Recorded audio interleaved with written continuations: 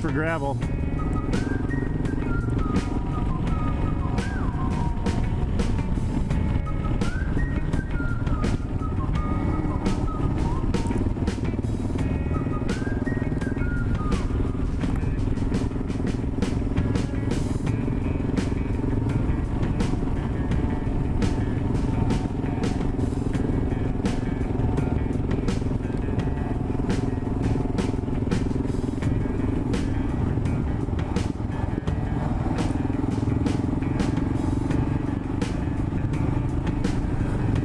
Yeah, Jason and I were exploring around up there a little bit. You know, we found some really good single track up there around Plain, and yeah. No, he was on his 250. He didn't get his Baja kit put on, so no, the lights. So he wasn't street legal on it yet. So.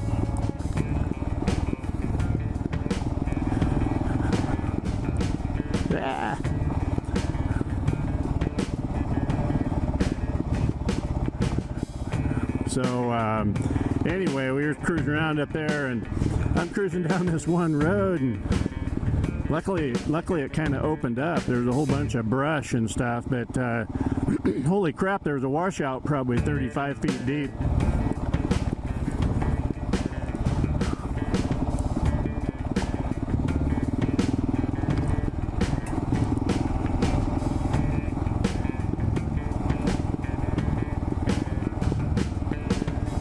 Kind of hard to see down in here, isn't it?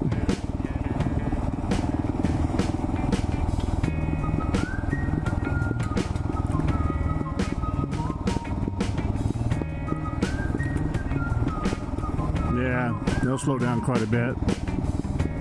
Try to get my mirrors here so I can pick out headlights. There's one.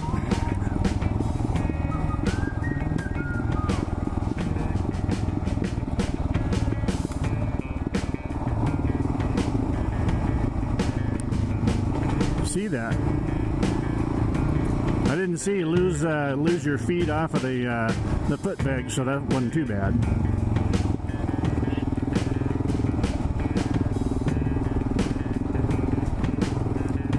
Body's starting to loosen up. Let the bike go where it needs to go, and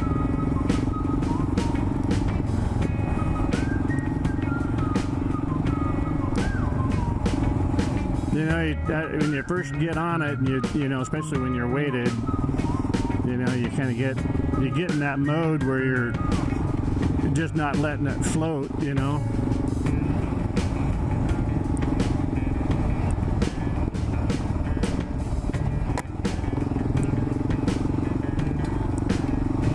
You're tight again.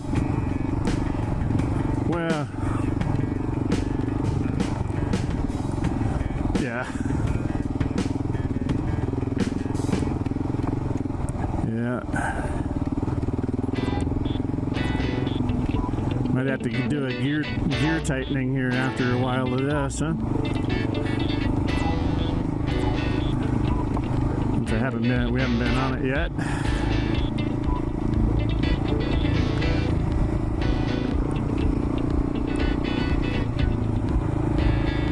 So what dealership had a 700 for you to ride?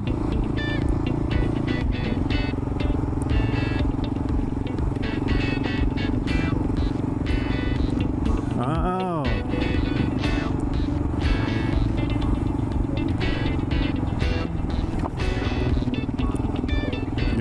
Gotcha. We'll have the road nice and broke in for you by the time you get up here.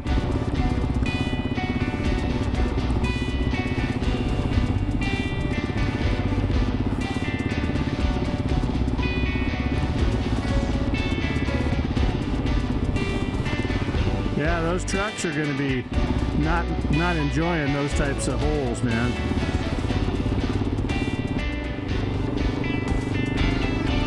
Yeah, it is. Beautiful.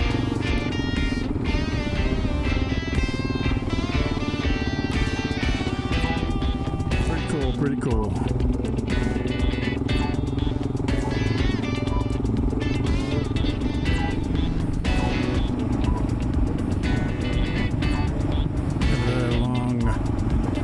vibration. Sorry, I'm talking to my GoPro for a sec, guys.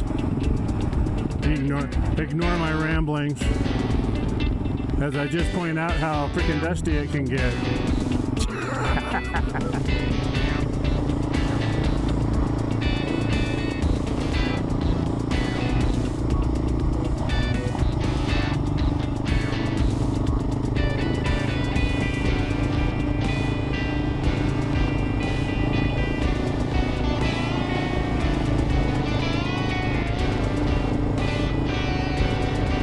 Get up on the ridge up here, it'd be cool.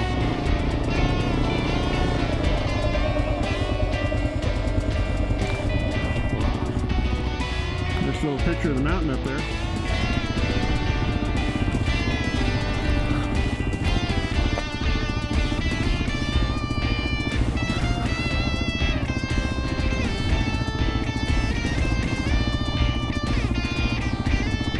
Yeah, there's no vibration up here. It's a pretty smooth road. Well, if we could have some fire, we could all grab one piece.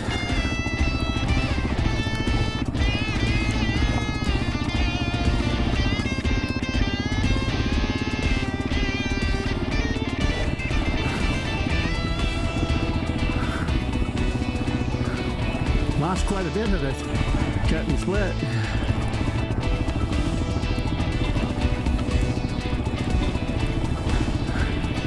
I didn't even see that.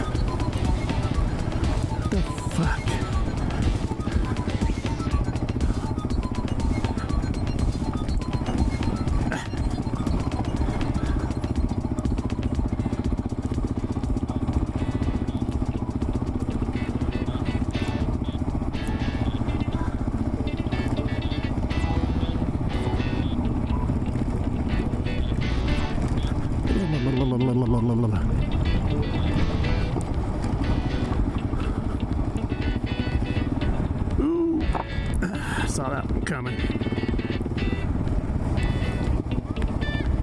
Yeah, I was just thinking that. I'm going, I'm already starting to get a pretty good sweat going here.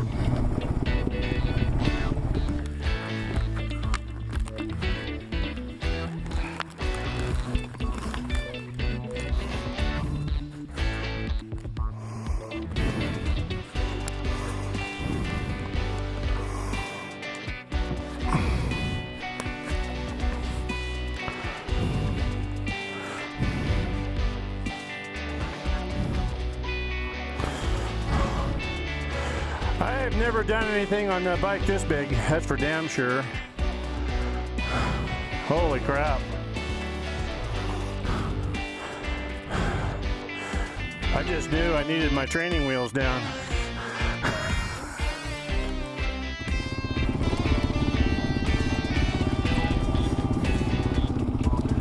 Pretty.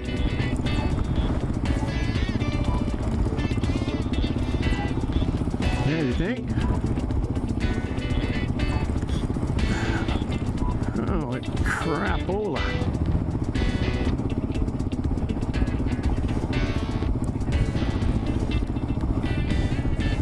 It actually shows right on mine.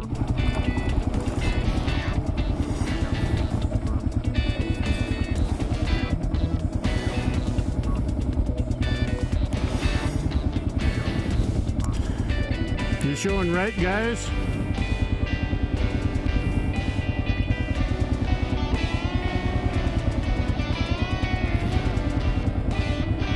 I'm showing right.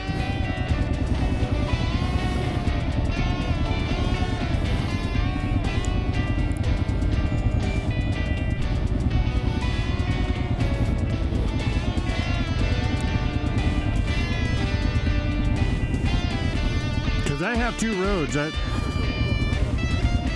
That's what mine shows.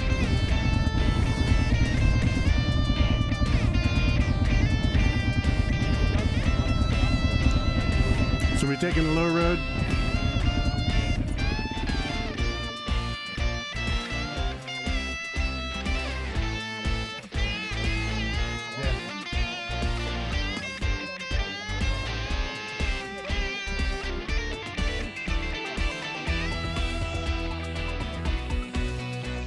There's just that point when you just don't give a shit. So,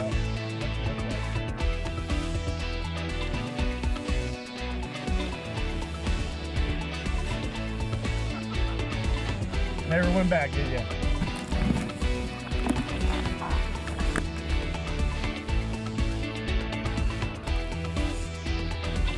Smart.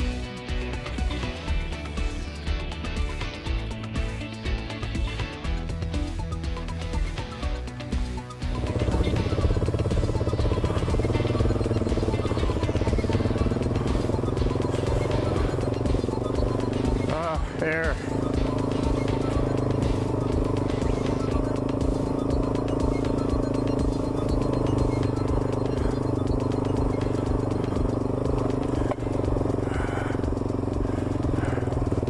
Just stay loose on the bike, guys.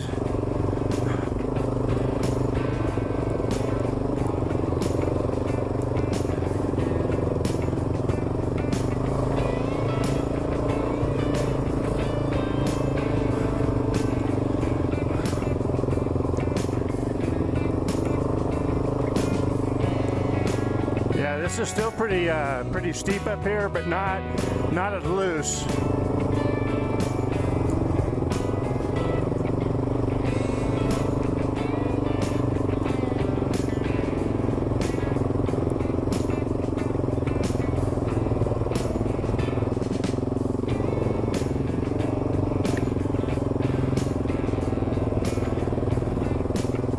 I can hear you now, John.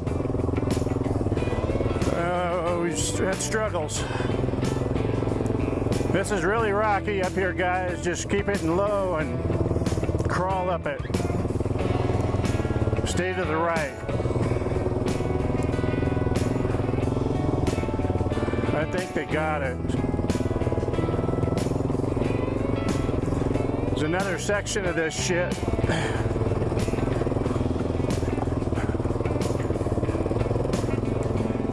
Stay on the hard rock and just go slow up this. Stay on the right and stay on the hard rock when you come up here.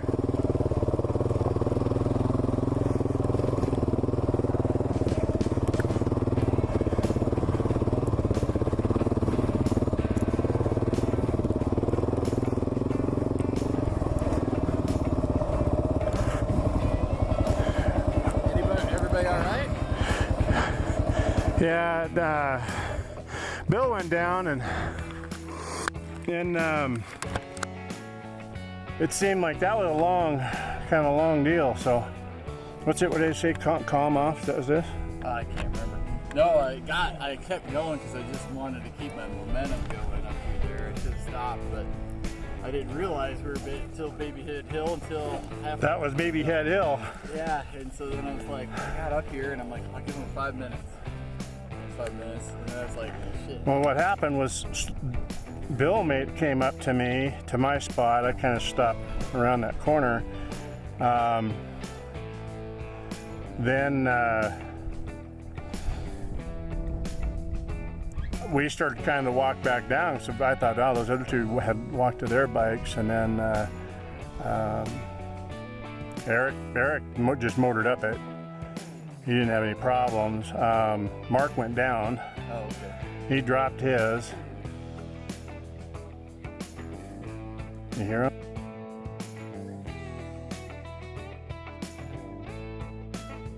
Hey guys, Big B. Hey, just a few comments on this video. This is sections 1 and 2 of the WABDR. Misplaced some footage somewhere after Clemens grade. The Baby Head Hill footage is gone, and then down into Ellensburg. So really you got, I don't know what it was, another 15 miles, 10-15 miles over to Baby Head Hill. Clemens grade is actually what you end up seeing on a lot of videos where people say they've just gone up Baby Head when actually that's Clemens grade. Baby Head is a series of switchbacks with kind of the same kind of rock on it, a little steeper incline because of the switchbacks, but obviously both very, very challenging with the round rolly rocks. They just bounce you all over the place. And they're kind of intimidating riding on them. But anyway, I'm just going to say, if you get the opportunities to do this with your buddies, or even if you're going to ride it solo, go do it. You know, don't put things off. You know, we just have to learn to take these times and enjoy these times when you can.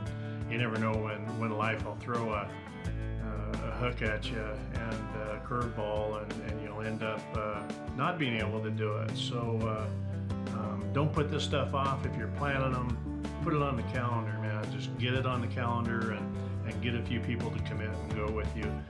Definitely a lot of fun with one another. You can hear me kind of blabbing on the radios.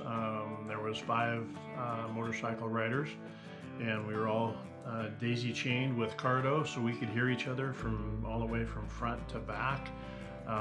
And we were spaced out quite a ways just because of the dust and dirt. It was really, really dry. It was upper 90s to triple digits for the whole ride. So it was very, very, very hot.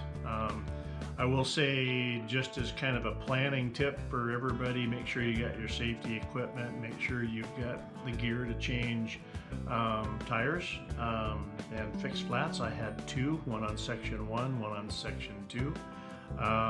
So make sure you got that stuff because you might need it. Make sure on section 2, just take a lot of water, especially when we went in July. Like I said, it was 100 degrees that day. It's a very challenging section. It's very rocky, very bumpy, and just kind of jarring type of riding all day, and it takes a lot out of you. So just make sure you got a lot of water. I took 1.5 gallons. I drank every bit of it, and I don't remember going to the bathroom. I just sweated it all out. So lots and lots and lots of water. So when you're in Packwood, you know, if you get a way to strap on a couple extra bottles of water before that one section, I would advise doing it. I'll be publishing section 3 and 4, and then 5 and 6. Hopefully within the next month. I'm trying to get back in the groove of editing my video. I've got weeks of writing video that you know, sitting on hard drives. But the you know, 3 and 4 were pretty uneventful, just beautiful rides.